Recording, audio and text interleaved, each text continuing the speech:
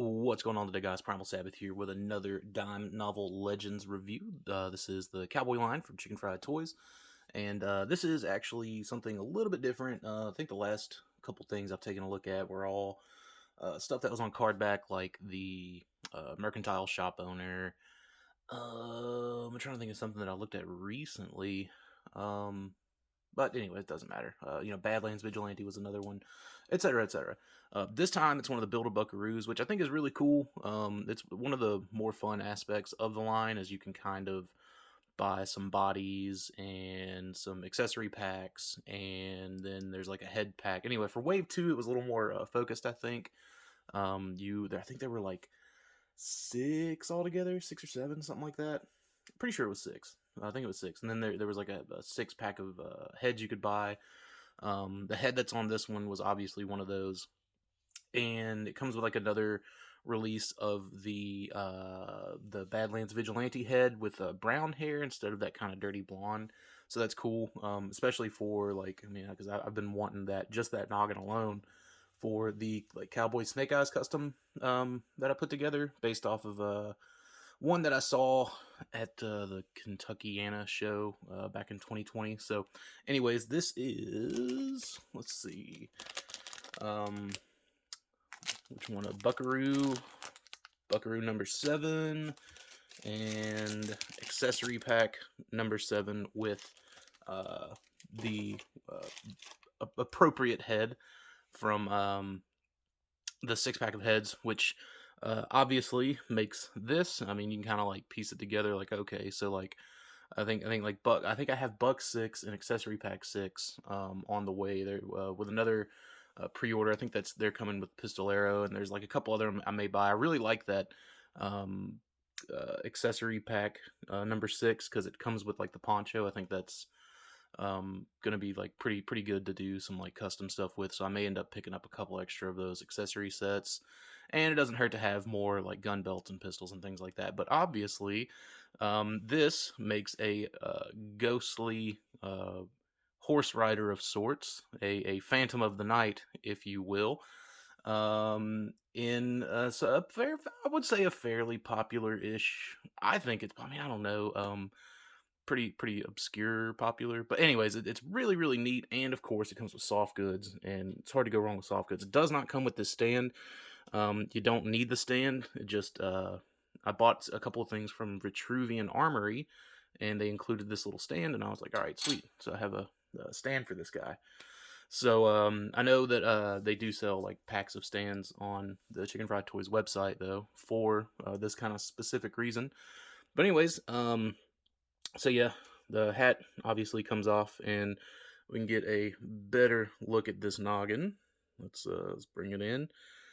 Paint app's pretty solid. Love the sculpt work. Very, like, I love this whole like pulled cloth back thing, and then obviously we got it like kind of tied nice together back there. I believe John said he sent a cape from like I think it was like a superheroes Robin or something like that. But it reminds me of some of the old, I say old, but I was a kid in the '90s. The Batman capes that came with some of those Batman toys, like the way it clips on and stuff like that. Let's see. Let's get that off. Well, get the head off. There we go. So yeah, so it's got this kind of like little um, sort of clasp here with this plastic piece in there, and yeah, so it does that. The only thing that had to be like permanently done is like this vest piece, and you can see mine is a little crooked, but I'm sure if I like tried hard enough, I could probably peel it off. But it was just super glued on, and um, at first, like the super glue that I had wasn't like really holding, so I had to like definitely go after it. But again, that's something that I could probably peel that off. Maybe, I don't know. But yeah, just kind of take your time with that, as clearly I did not do. And yeah, so let's go ahead and get this cape back on, and let's get this noggin back on. There we go. And everything stays on pretty smooth. It does make the up and down a little limited for the head, but I mean that's fine, all things considered. And obviously, because of how the soft goods are kind of done up, you can sort of have it cloaked around his arms, very sort of, uh, Batman like. I remember I did that with the couple of Batman toys that I had as a kid, and bring his arms in close together. So you can kind of get that look going on for him if you so choose. I don't know. I like to sort of, kind of toss it back. Uh, you know, no room for relaxation in the Wild West. Obviously, the arms. It's your standard. Ooh, that was a little tight. Just a little tight. Need to work that one in a little bit more. But yeah, so you're kind of like standard articulation. You got your rotations and whatnot everywhere they need to be. Hard to tell with these. I think these wrists are still up and down. Yeah, they look like they're up and down. But I don't know. I don't really putz with them too much. And obviously the ball socket on the waist there, ball socket on the hips, double jointed knees, etc., etc. Again, the foot ankle situation is a bit limited. One thing that maybe hopefully in the future we can kind of like get some ankle rockers worked in there. But I mean there are, up and down. It's just hard to kind of get to it. And in turn there is some side to side, but just due to the sculpt, I don't know. Ankle rockers would be cool, but I'm not necessarily going to hold it against it. I mean, these aren't like going to be holding any ninja poses or anything like that. Can he hold les pistils? There they are. Again, really tight sculpt work. Let's see. I'm sure he can. I don't even know if I've done this for him yet. Can we get that finger in there? Mayhaps, possibly. Well, it isn't really necessary because he's holding it pretty straight on that way. So, come on, get out. There we go.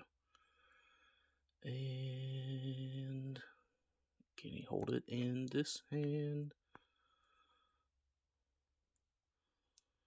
Looking like it's all gonna check out.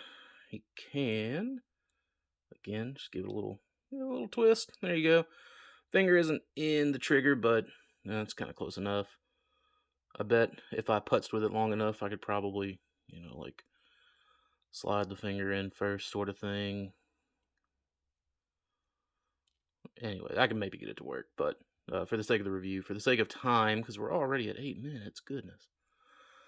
I'm just not going to do it. So, anyways, really cool. I know like horses and things like that are planned, so I would assume there would be a horse planned for this guy, because that's kind of part of the deal with him. I would guess, I would imagine. The hat sits on a little loose, but again, like it's something that like I couldn't imagine him not having the hat. So like I think it's one of those things where like if you wanted to just glue the hat down, who would hold it against you? I know I certainly wouldn't. But I mean, it doesn't fall off super easily. It's just one of those things to kind of keep in mind, I guess. But yeah, so that is it for Buck-A-Roo number 7 and accessory pack number 7. And let's see, let's get him back on the stand. Boop and boop. Give it a nice little press. And just for comparison, here's Cowboy Snake Eyes. Again, I haven't replaced the head yet from the head pack with the Vigilante's head, but that's soon to happen. Happening soon. But yeah, so they look pretty good together, and there we go. Let's get Badlands Vigilante in here. And yeah, looks solid. Another fun release.